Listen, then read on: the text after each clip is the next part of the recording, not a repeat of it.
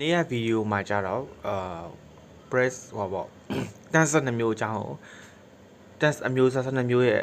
ခေါင်းစဉ်တွေကိုပြပြခဲ့တယ်ဒီနေ့ပထမဆုံးအသေးစိတ်ရှင်းပြမယ် dance ကကြတော့ present simple dance present simple dance ဆိုတာကြ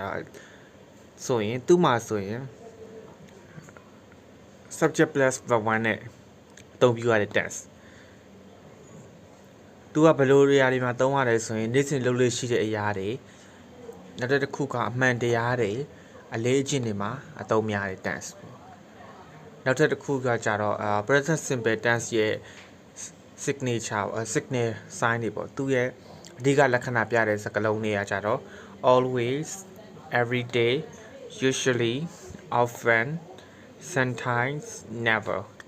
ဒီစကားလုံးတွေတွေ့ရင်အဲ့ tense က present simple tense ကိုစားပြုတယ် example နဲ့လေ့လာကြဆို example နဲ့လေ့လာကြမယ်ဆိုရင် I play football ကျွန်တော်ဘောလုံးကစားတယ်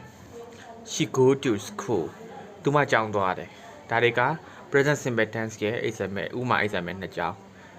ဒီနေ့ကတော့တက်လောက်ပါပဲနောက်နေ့ဗီဒီယိုမှာ channel tense တွေရဲ့